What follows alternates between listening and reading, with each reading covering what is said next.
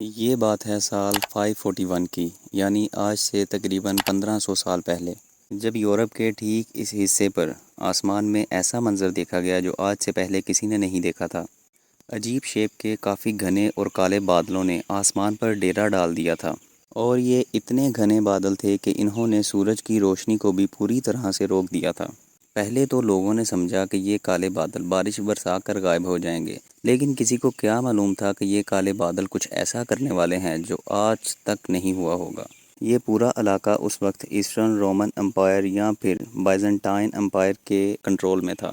یہاں کی capital city کونسٹینٹی نوپل تھی، جس کو آج استنبول کہا جاتا ہے۔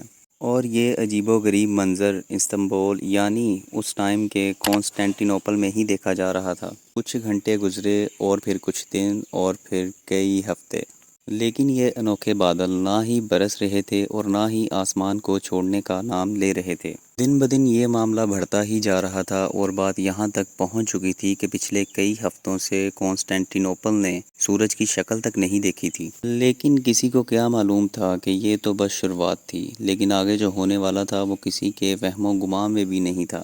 ڈریم اسٹوڈیو کی ویڈیو میں ایک بار پھر سے خوش آمدید۔ ناظرین، ایئر 541 میں کونسٹینٹی نوپل پر ایک بہت بڑی مصیبت آ چکی تھی۔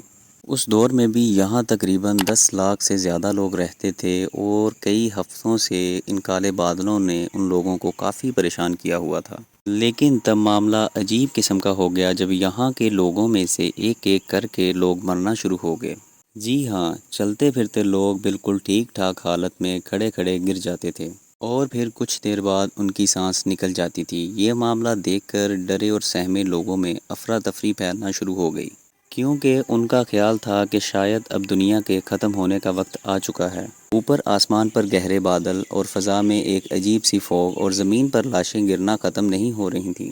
گرمیوں کے موسم میں سخت سردی شروع ہو گئی، نہ تو لوگوں کی فصلیں بچیں اور نہ ہی پرندے اور نہ ہی جانور۔ اس وقت کے بائزنٹائن ایمپرر، جن کا نام جسٹینین تھا، انہوں نے لوگوں کو حوصلہ دیا اور یہ کہا کہ جو لوگ اچھے کام کرتے ہیں ان کی جان کو کچھ نہیں ہوگا۔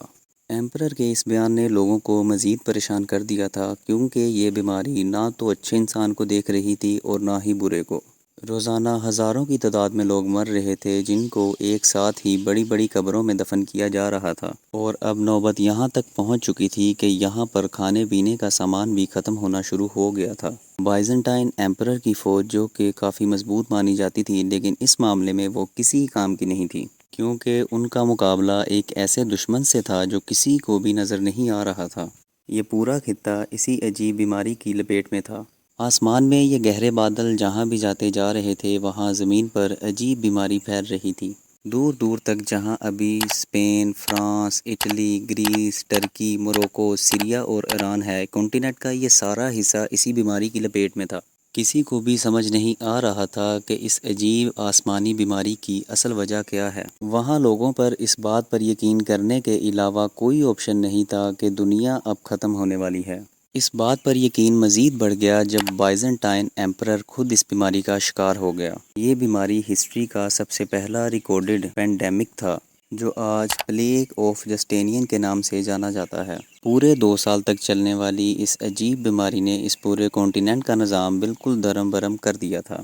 یہاں تک کہ کچھ علاقے تو ایسے بھی تھے جہاں پورے 2 سالوں تک سورج تک نہیں نکلا تھا، لیکن کسی کو بھی اس مسٹری کی اصل وجہ معلوم نہ پڑ سکی۔ کالے بادلوں کا خوفناک سایہ، گرمی کے موسم میں سخت برف باری کا پڑنا، پرندے، جانور اور ساتھ میں انسانوں کا مر جانا، اس بات کی نشانی تھی کہ یہاں کچھ تو ایسا ضرور ہوا تھا جو کسی بھی صورت میں نارمل نہیں تھا۔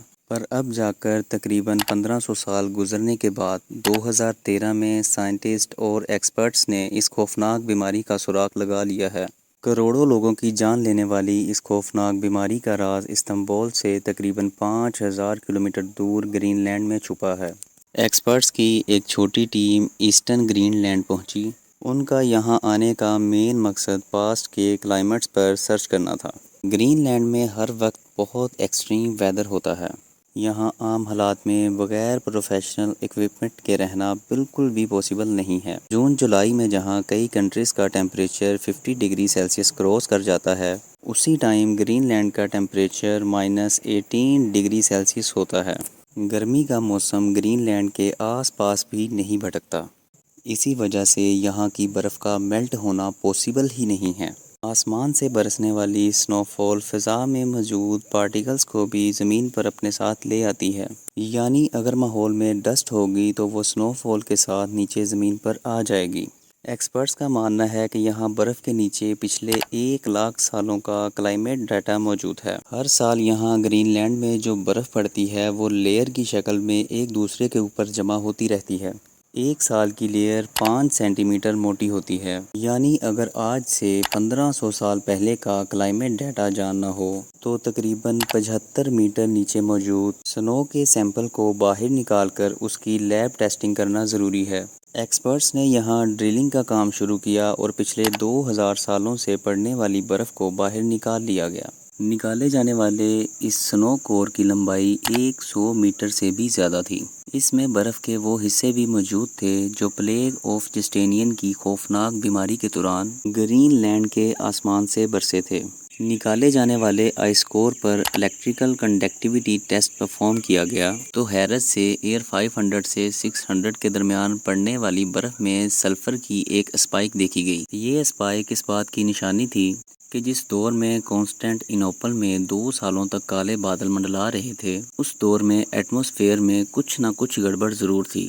سلفر ڈائی آکسائڈ ایک بہت خطرناک گیس ہوتی ہے جو کہ نہ صرف انسانوں کے لیے بلکہ پرندے، جانور اور پلانٹس کے لیے بھی ہارمفل ہوتی ہے۔ اگلا ٹاسک یہ جاننا تھا کہ 6 سینچری میں ایٹماسفیئر میں سلفر کیوں موجود تھا اور وہ آیا کہاں سے تھا۔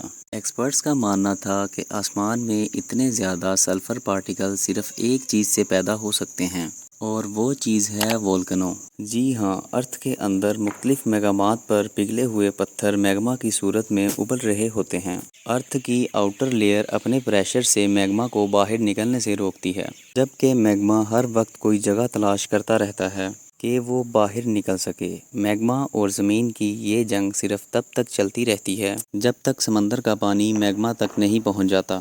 اگر سمندر کا پانی میگما تک پہنچنے میں کامیاب ہو جائے تو پانی گرم ہو کر گیس بن جاتا ہے۔ یہی گیس اب میگما کے ساتھ مل کر زمین پر اور زیادہ پریشر دینے لگتی ہے۔ بس پھر کسی بھی ویک پوائنٹ سے میگما لاوا کی صورت میں پھٹ کر باہر نکل آتا ہے۔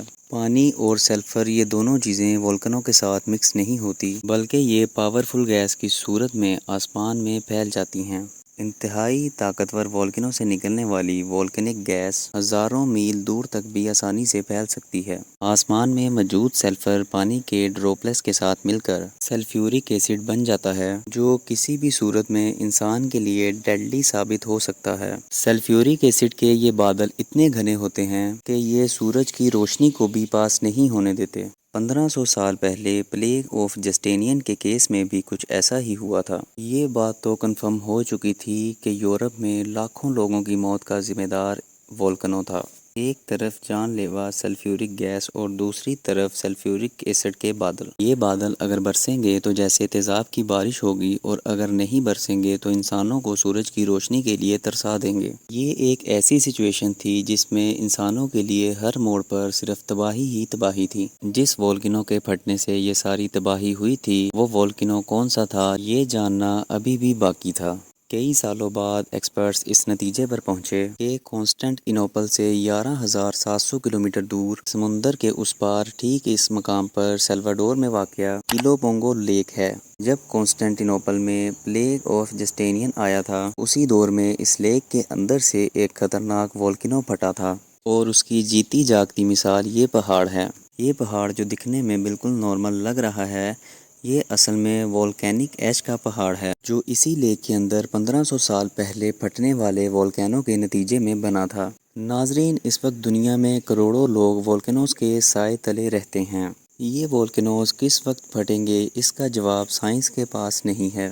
ہمیں صرف یہ معلوم پڑ چکا ہے کہ جو وولکینوز انسانی آبادی سے ہزاروں کلومیٹر دور بھی ہیں وہ بھی ہمیں نقصان پہنچا سکتے ہیں۔ دنیا بھر کے وولکینولوجسٹ، کلائمٹ ریسرچرز، اور جیولوجسٹ پاسٹ میں پھٹنے والے والکینو اور ان کے نتیجے میں ہونے والے نقصان پر ابھی بھی ریسرچ کر رہے ہیں تاکہ انسانوں کو ان سلیپنگ جائنٹس کی تباہی سے بچایا جا سکے۔ امید ہے ڈریم اسٹوڈیو کی یہ ویڈیو آپ کو پسند آئی ہوگی۔ ہمارے چینل کو لائک اور سبسکرائب کرنا مت بھولیے گا۔ ملتے ہیں پھر سے ایک نئی ویڈیو میں۔